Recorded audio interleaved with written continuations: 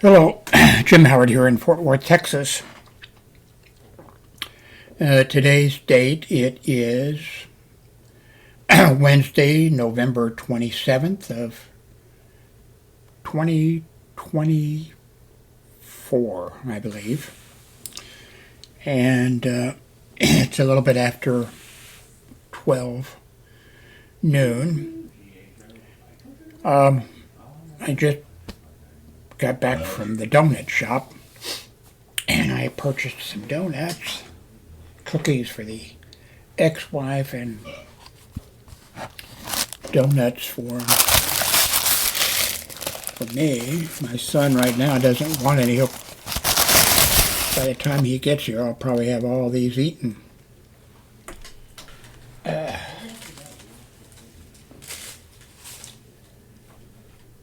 Also,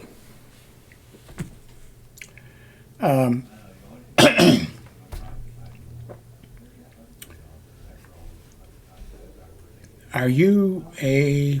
I grew up drinking Pepsi-Cola, and I got married at age 26, and married Darlene, and she drank Coca-Cola. So when we got married, she was 18, I was 26. She got polio when she was 5, and she was in the hospital, St. Joseph Hospital, for quite a long time. But luckily, her problem was not with the lungs. Maybe a little bit, I don't know. But with, the legs and walking. So when she, came out of the hospital, she had to wear braces and use crutches. When we got married, she was not wearing braces, but using crutches. Although around the house, she could walk across the room, or maybe, put her hand on the wall or something like that. So when she would go shopping, for groceries, I think her mother always went with her. Well, I guess she probably could have driven up, to a convenience store or something like that, and maybe got, but generally I think her mother went with her. When I'd be coming home from work, see, at that time I was building. I got pants on. Oh, I don't need to. I can actually... I was working for the KW... Where's the camera? Working for the KW Dart Truck Company. And I worked in the body shop. I made the body of this. By the way, these trucks were massive. I mean, massive. Anyway, when I started working before I got married, when I started working there, I was working a midnight shift, and then eventually they did away with they did away with the midnight shift. So then we went to the second shift, and then I worked a few years on the second shift, and then an opening became available on the day shift, and I went to the day shift. And then I met Darlene. And like I said, she, when she did the shopping, her mother, I would be going, let's see, I worked a day shift, so okay. I'd be going home maybe, I'm guessing, 2 or 3 o'clock, driving through Kansas City, Missouri, and driving out on 71 Highway down to Belton, Missouri. We had a brand new mobile home that I was able to pay cash for, because I'd been living with my parents until I got married at age 18. Age 26. So I didn't owe any money at all, and I was able to buy a mobile home and pay for the other stuff that the patio and stuff like that. And it was in a nice trailer park. I was still, I was still trailer trash or whatever. But we lived in a nice place. Anyway, when I would be coming home, I would see my mother-in-law, Darlene's mother. I'd see her car going down 70, going back, So, but anyway, how did I get on this subject? I do not know. I do not know. Oh, so when they were going to the grocery store, Darlene was buying, Coke. Well, they didn't have Coke Zero then. It was just Coca-Cola. And did I show this? Yes. So anyway, she would buy Coca-Cola for me and Pepsi for herself. No, wait a minute. Got that wrong. Let's see, because we're drinking Coke now. Oh, okay. Darlene was buying Pepsi for me and Coke for her. And so I've been drinking Pepsi all of my life. Not drinking any water, by the way. And in case you're wondering, how old am I? I don't know how old I am now. I think I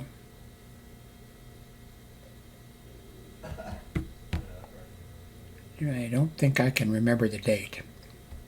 There's a reason for that. If you watched the previous video, maybe you know. But if you didn't watch the previous video, you will find it out, I guess. Anyway, so I just decided, why should she be, having to so we just went to Coke, and I drank Coke the rest of my life. And I'm still drinking Coke. Oh, what I wanted to tell you, and I'm thinking today a little bit. I just popped it up on the screen here. All of a sudden, in the last, I don't know, several months, I open up Coke and I pour myself a glass with ice in it. This is nice Yeti. Stainless steel, I guess. And with ice and Coke in it. Anyway, just fairly recently now.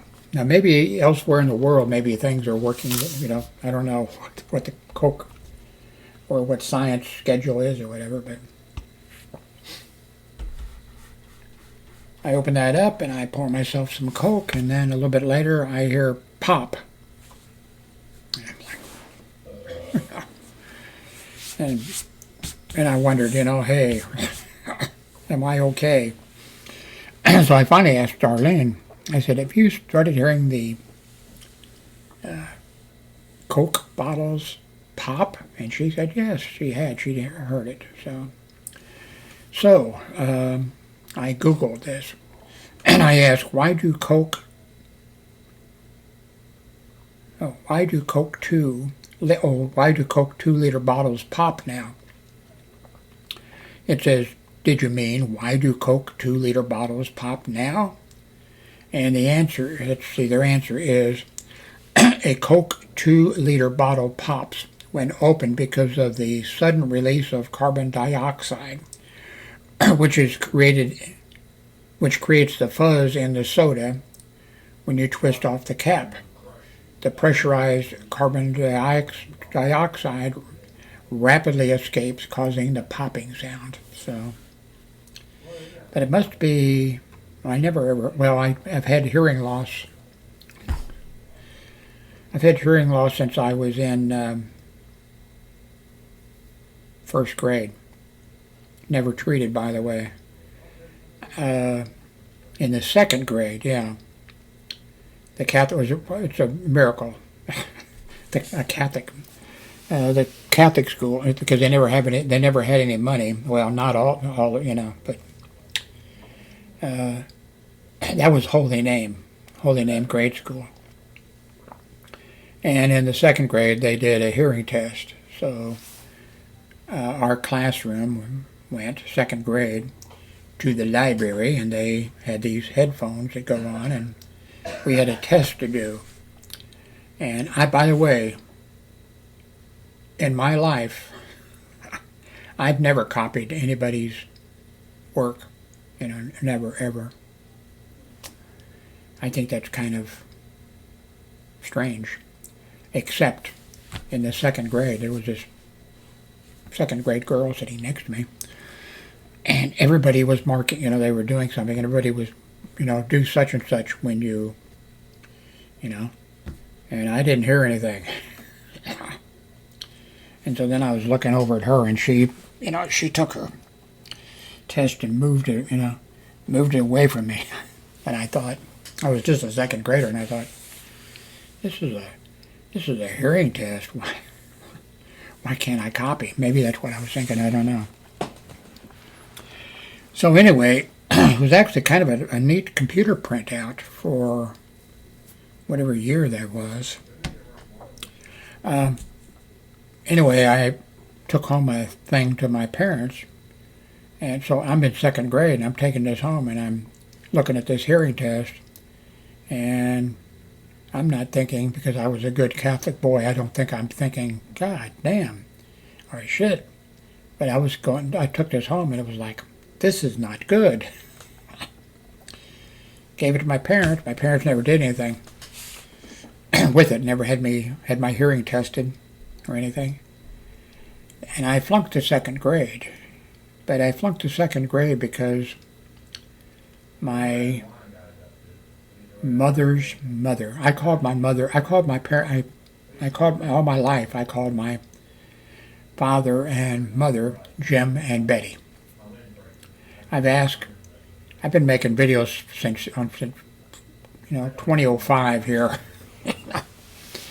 And I don't know how many times I've asked, how many of you people, called your father and mother by their first names and not by mom and dad or something like that? Nobody ever said, oh yeah, I did it.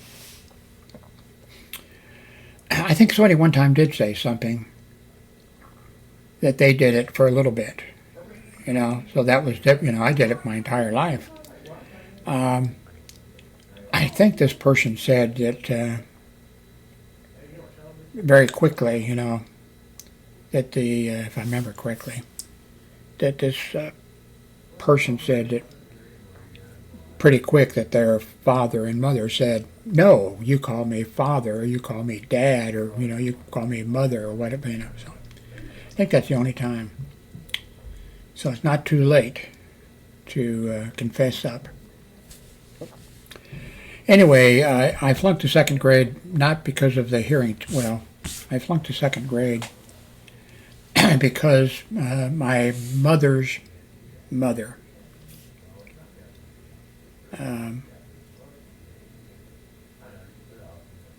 now my mother called her mother Mom. So when her mother moved in, her mother had a total heart block. And this was back when my mother, Betty, was in grade school. And her mother, Mom, her prognosis was not good. She was, she had a total heart block. And, but she managed to raise Betty, my mother. And then Mom, my mother's mother, both my parents worked. They always worked, I was what you call a latchkey kid. But anyway, Mom, my mother's mother, she came to live with us. And she took phenobarbital. And she would take phenobarbital, and I guess it's a narcotic or something that gives you a high or something with her. Anyway, so my job was to give her, I was in charge of I was in second grade, and I was in charge of the phenobarbital. No, I did not try any of it. and give it to her when time had gone by, whatever the time thing. And but anyway, so I was in the second grade. Now once during the second grade, measles came through. I think I got them twice. Something else several things came through, and I got them all in that year. But it probably wouldn't have mattered anyway, because when I would wake up in the morning, my mother's mother would say, "Oh, Jimmy," or whatever she called me, I don't know. "How are you feeling?" And I'd say, "I don't feel too good. I think I need to stay home." And she'd say, "Great." I don't think she ever said great, but I stayed home, so. So I think that I think that Mom was there 2 years, and finally her heart, because I remember waking up. I was in the third grade, and I woke up, and I don't know what time it was, whether it was 10 p.m. or 2 a.m., but I woke up, and my mother, Betty, was taking her mother to German Medical, no, I think it was called General Hospital then, later became German Medical Center. And she took her mother there, and then in the morning, at some time, my mother came home without her mother, and Mom had passed away, finally, after raising her. Now, my mother had a brother, and but back in the beginning, my grandfather, who would be my mother's father or whatever,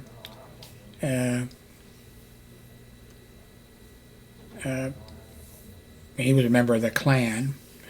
In fact, he would not go to my mother and father's wedding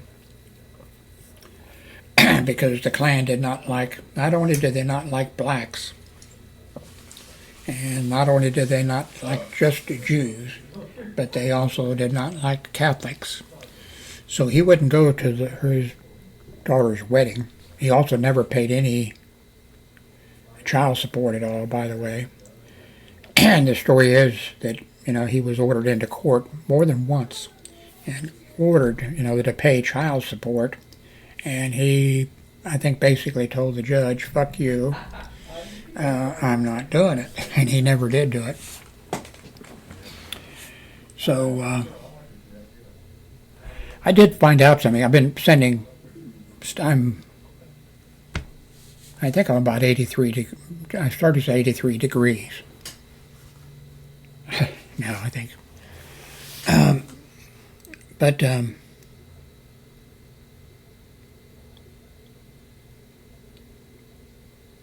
what was I going to say? Oh.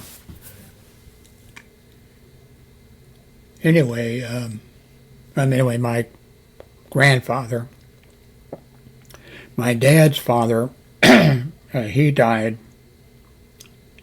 when I was about a year old or whatever, and he had, my dad had 6 or 7 brothers. I think one died kind of early of the pneumonia or flu or something, and he had 3 sisters. When World War II started out, all my dad's brothers went into the military. One of them went in the Marine Corps, and he, fighting in the islands, the Japanese or whatever, and using a flamethrower and whatever,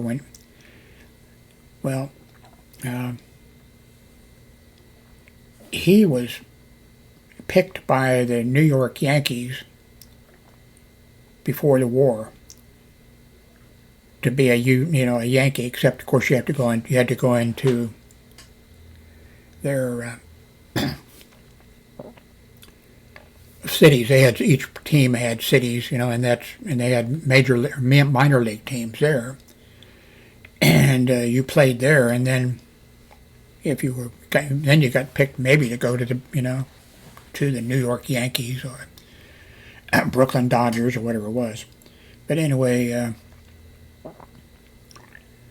my father's brother was picked by the New York Yankees, but he never made it because World War II started, and he went into the Marine Corps.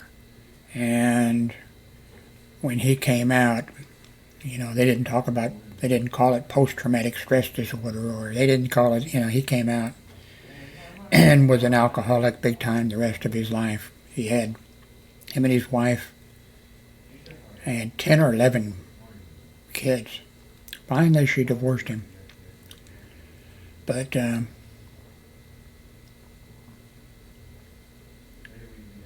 so, how did I get on this subject? There's got to be a reason, Jim. Think. I can't think. Well, anyway, after my grandmother, Mom, passed away, I was a home alone kid. I went to school and whatever. And then after, so I was in St. Vincent's. And I was in Holy Name for a couple years. And, it was, more than that, because I went to St. Vincent's, which is the parish that my father and his brothers and sisters, they all went to St. Vincent's grade school. And so I ended up going to, because I was in that parish, going to, my voice feels like it's giving out. So I went to St. Vincent's grade school. And I was home alone. I was a little bit rebellious, I think. I was not a troublemaker or anything, but the school, they had a rule. You could go home for lunch. You could walk home for lunch or whatever, or you had to eat in the cafeteria. And that didn't seem right to me. So across the street from St. Vincent's, right on the corner, was a what do we call them? What would you call it? Not a drugstore. Anyway, I went over there for lunch every day, and I had a chocolate malt and a chili dog, I think it was. Until one day I looked, and here came a nun in her. Well, you may not even know if nuns used to wear. Well, you probably watched movies and you've seen them in the old days, But eventually the Catholic Church authorized it was up to the nuns, I think, also locally. In outside of the Vatican, I think they could decide. So, but anyway, I saw the nun coming with her beads swinging, and I knew she was coming for me. And she came in and grabbed me by the ear and dragged me up the street over to the church. And Father Huber was there. Now that's interesting because Father Huber, he grew up in St. Vincent's Parish with my father and his, and they had a large family too, And so I got drug over to the church, and so there was Father Huber, and the nun told him what I was doing, that I was down eating at the drugstore, and he kind of pushed me into the wall, And what's interesting in a number of ways is Father Huber and my father, both, my father didn't want to, but the family, large Catholic family, wanted my father, said he was, he should be in that, so they were sent to Ascension. Now, is that it? Anyway, they were sent to the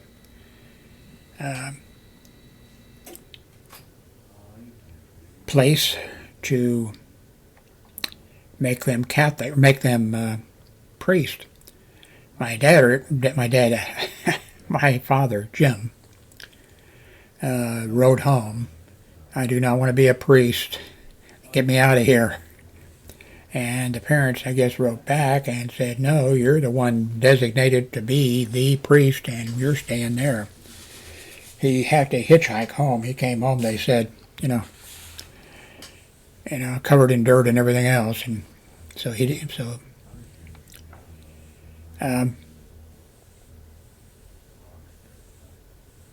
then Father Huber, by the way. Okay, when President Kennedy was elected president, and when he decided to start the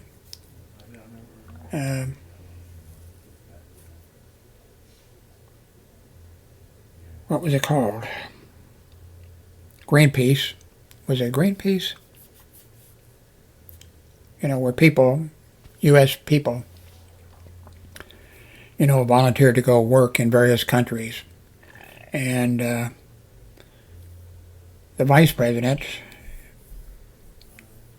Johnson, was put in charge of that, and they announced it on television, and I immediately, being a Catholic and being a Democrat, actually being a Democrat, I volunteered to go into Greenpeace. And, man, where's my naproxen? Okay, it's not over here. Okay. Ouch. Anyway, I volunteered, got a letter personally signed by the Vice President. Johnson was put in charge of it. Now, the letter I got may have been signed by a machine, But anyway, I went and took the test to go into, into Greenpeace. And this is going to sound strange to you, and it was strange to me or whatever. But, so anyway, there was a bunch of us that went to an event, take the test. And I took the test. I'm not a very smart person, by the way, but I guess I don't have to tell you. You can probably tell. But when I walked out of the testing facility, I thought, Jesus Christ. Sorry about that.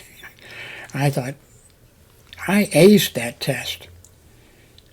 I knew everything, every question. It was like they would have asked me, Jim, why don't you draw up the test questions? It was like that. I walked out and I thought, wow. And I listed, of course, as one of my references, Father Huber from St. Vincent's, who was, the pastor when I went for the for the 4th and 5th grade, I think it was, and the 6th grade, I think. There, and he was there, of course. So I used him as a reference. And then I got a thing eventually, being investigated or whatever. And I don't think they did then, and I don't think they do now necessarily. They don't send the FBI out or CIA or whatever, they have somebody that does that kind of stuff, So anyway, nobody talked to me or anything, anyway, I got a letter, sorry, we can't find anybody who knows you, and so you need to put more references down or something. I guess the problem is I didn't give them references that I had because I was into shortwave radio when I was in grade school, and then later on I did a publication that went out for shortwave listeners. I did a radio program that was broadcast uh, over WRUL radio, New York, worldwide, around the world. I did that. And I was monitoring in my hobby of shortwave radio, tracking Earth satellites, and doing all kinds of stuff like that.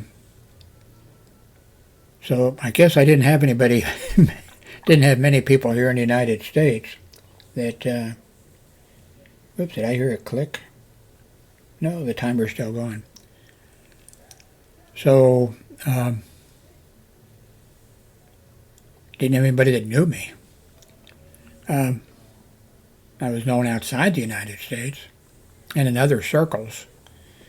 I was one of the founders of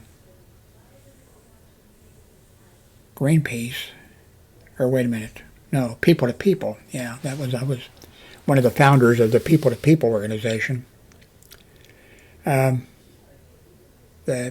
guy who owned Hallmark Cards started it because he was friends with President Eisenhower, who made a speech one time, and I think he said, we need people-to-people contact, and then Hallmark Card guy, I guess, contacted his buddy and said, why don't I start up? And they started up something, and I was picked to be one of the board of directors. Anyway, I gave up on Greenpeace because about that time, people were being taken, hired in and everything. But the news media didn't know much about it, and the news media was saying, well, you have to, be able to learn, which they definitely, with my hearing loss, I could not, I was lucky that I could learn English, I think. And I tried to learn other languages, especially Spanish. And I tried when there was, 33 and a third RPM records, and then when there was 45 RPM records, and then when there was tapes and stuff like that. And with my hearing loss, so anyway, when the news media was saying, well, you have to learn, I thought, well, I'd give up on that,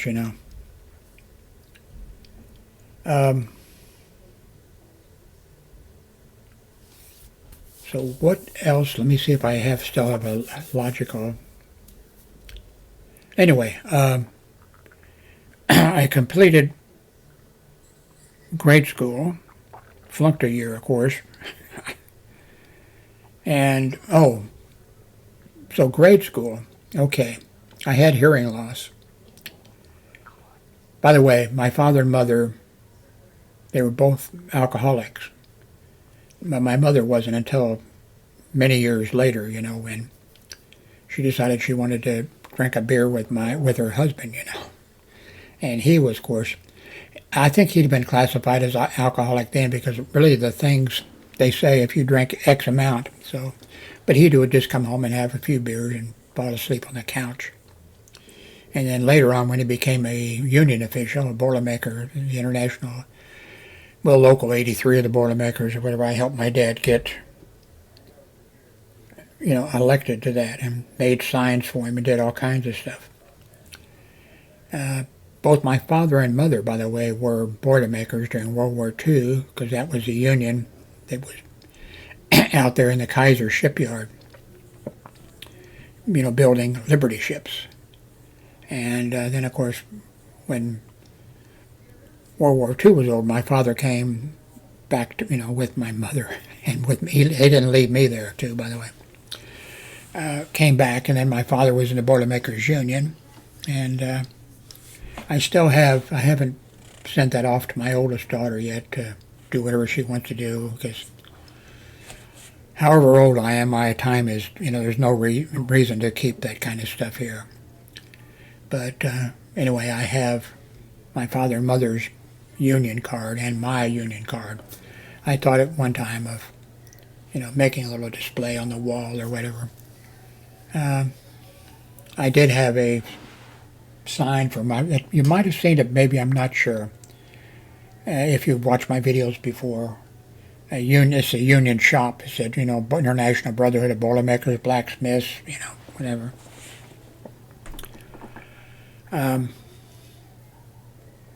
But later on when my dad became a union official, and then he was definitely an alcoholic, you know. And but my mother became, but what she did is after she became a nurse, an LPN, and she would come home from work. I'd be home. She'd come home, come in, make herself a little meal or whatever. I ate TV turkey dinners. By the way, they're not, that was, what was the brand? Anyway, I do not think there was much in those that was going to build a strong body and a healthy body or whatever. But even though but I couldn't get into the military. Oh, that was the thing, yeah. So I ended up going to, okay, I'm going to skip something. I went in, I took the test to get into De La Salle Military Academy. And I passed.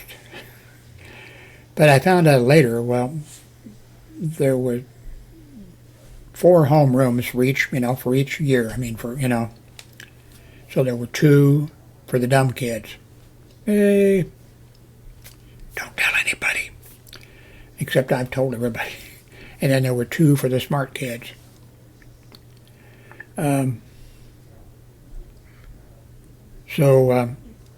my goal was, and De La Salle Military Academy, some of the academies in the United States for like high school and for college. I'm not sure if they classified the college, as 55C. Maybe that was just for high schools. So all the other kids in Kansas City, Missouri, or whatever, they went, if they did ROTC, high school, they had an hour of ROTC or something, maybe twice a week or something like that. And but we, De La Salle Military Academy, we were in uniform all the time, and that was a 55C school, and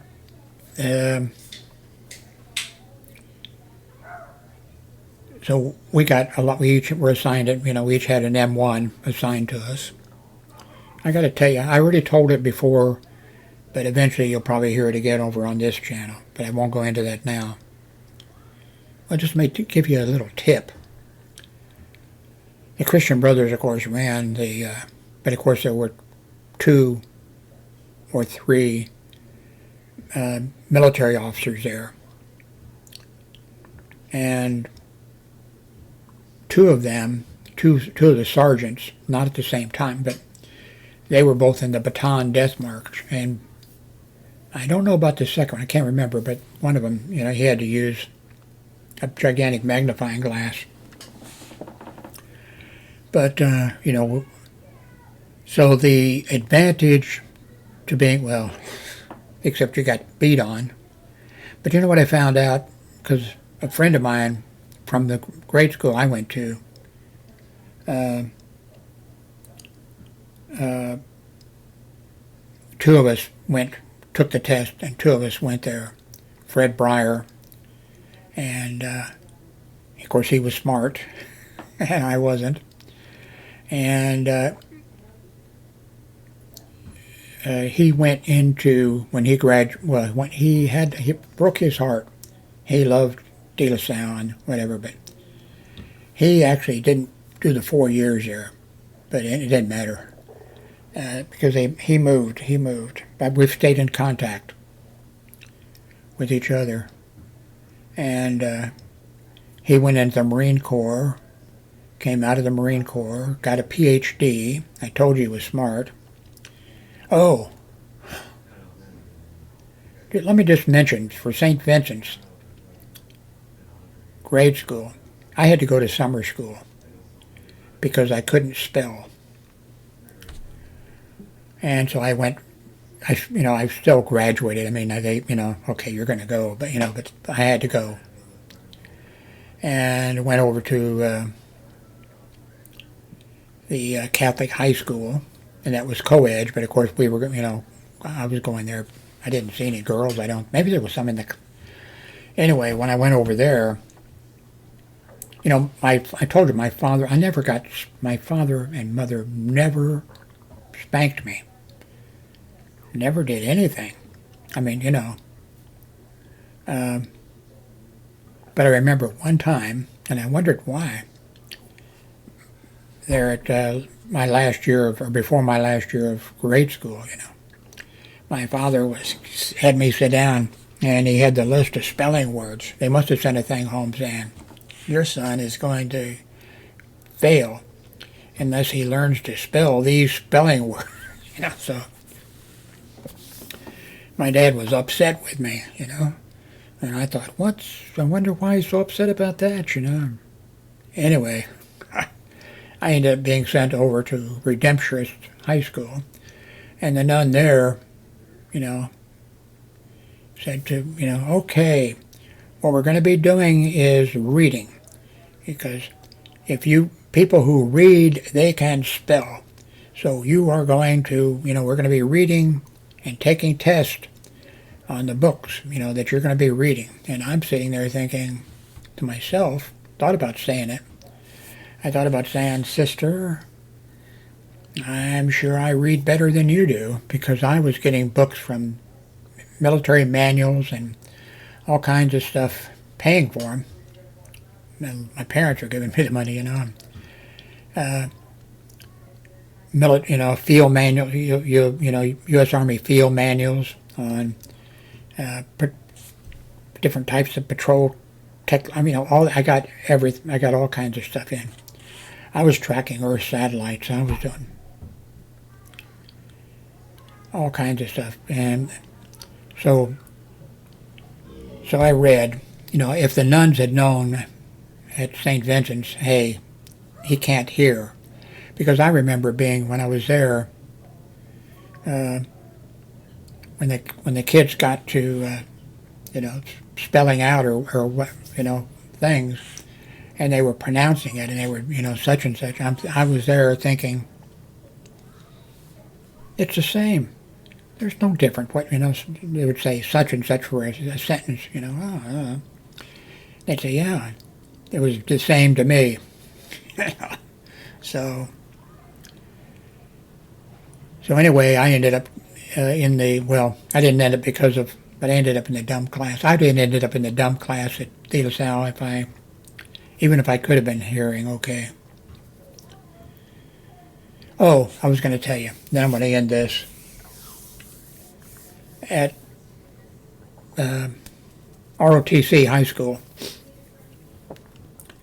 and I think this applied to the other high schools that were not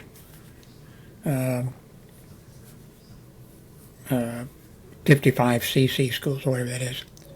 I think this applied to them too. If you went 4 years through ROTC, maybe it was less for them. But then when you went into the military, right away, as soon as you finished basic training or whatever, if you'd gone to a 55C school like De La Salle, you were immediately, made a private first class or something. So a couple extra, whatever. So just wanted to mention that.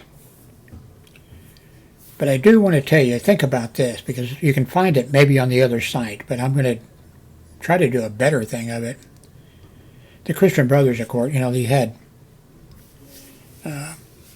those military, guys there for the thing, but the Christian Brothers ran the school, but, they had some type of an agreement of some kind or whatever. But I do not think that the sergeants or whatever who were in the military and who I think were probably retired maybe, or maybe that was part of their, but they were retired, but they were still military, because they were teaching ROTC. I don't think they had every year, in Kansas City, Missouri, and across the United States, Veterans Day is an important day. And so at De La Salle Military Academy, we marched from the school to downtown, going down, of course, a busy street.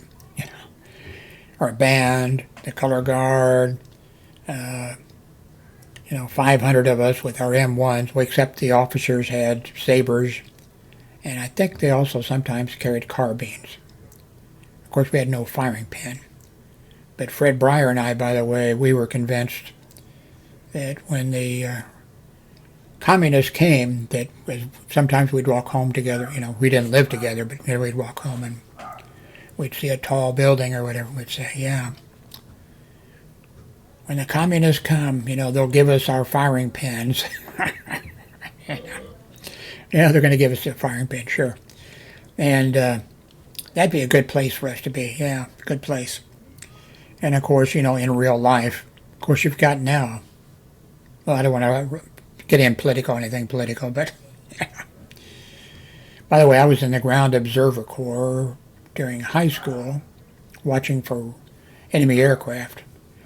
Two of us, we'd do shifts, two and then relieved, on top of the Army Record Center. And the military built, I think the Civil Defense had to pay for it, but a thing on top. And so there'd be two of us on duty watching for reporting all aircraft. And the way the system worked was, we were trained, but they made it simple, of course. We didn't have to say, well, that's, we just had to know a little bit. So when we saw an aircraft or whatever, we dialed the operator, and the operators across the United States and Canada. See, Canada, we were building, fantastic antenna arrays up in Canada and maybe outside of Canada. Well, that'd be in the Arctic, I don't know. But anyway, they were building radar. But right now, or right then, without Ground Observer Corps people, they wouldn't have known. Well, I think they did have, of course, some radar, but it would be, detecting up there and whatever. But so anyway, we would dial operator and say aircraft flash, and then we would do, one. It was very easy, we'd log it, direction, height, and all that kind of stuff or whatever, and the switchboard, we took priority. Now, I don't know, I don't think they disconnected the President of the United States or the Secretary of Defense or General LeMay or somebody, but we took precedence. We took, so I dialed one time and they had to plug me through, so they put me through to Nova Scotia, Canada, because they were speaking French, but they spoke English also, and so I did that. Then they did away with the Ground Observer Corps, and I switched, and I was still in high school, and I switched over, of course, being into civil defense. Did I tell you what I wanted to tell you? Doesn't matter, because I'm going to stop here and upload this video. I did tell you about the popping. I did, yes, I did. I never did that before. And yes, I know I'm hard of hearing, but sometimes I got to tell you about some of my hearing problems.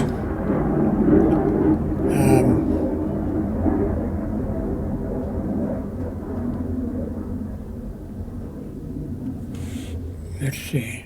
Now, my hearing did not keep me out of going in the military. I tried to enlist in the military. And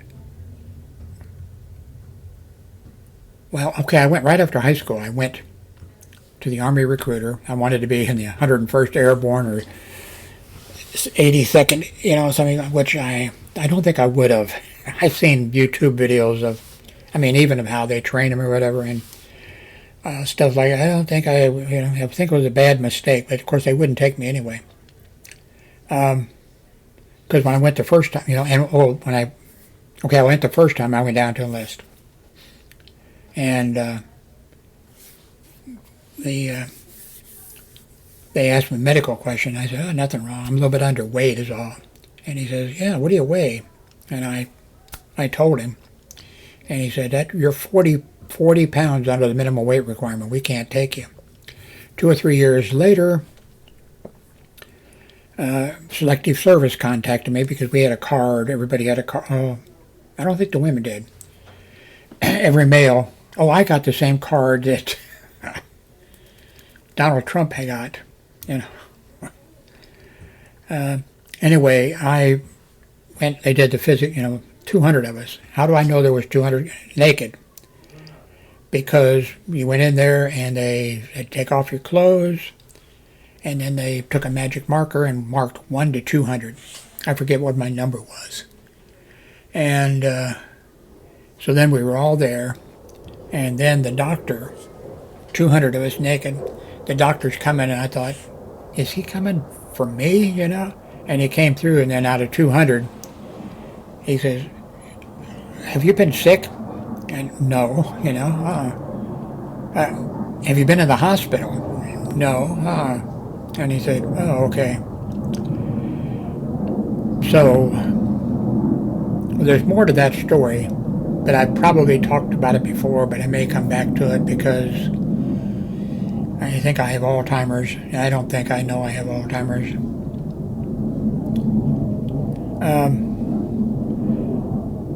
So then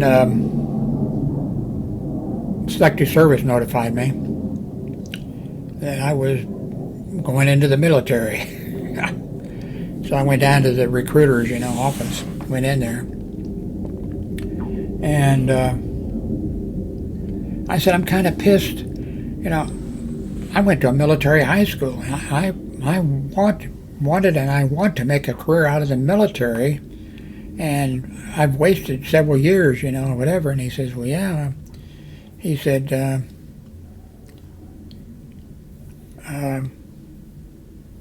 why, I said, because I was under the minimum weight requirement. And he said, okay, just a second. And he called over to that place, medical place. And then they said, because, I'm sure they didn't, it was like, oh yeah, he's underweight for his height or whatever, So, no military for me. Probably a good thing, But I would have liked to been in the military for 20 years and survived, and not ended up with, some disability or whatever. But I would have liked to have had, because a lot of the guys I worked with, I worked 20 years, hospital security, I had a patrol service of my own, all kinds of, a police officer, reserve police officer, and a full county commission and that's in addition to the, and everything. I would have liked to have, been in the military, but maybe it's a good thing. Anyway, thank you very much for watching. Give a thumbs up, leave a comment, whatever. Thank you very much for watching.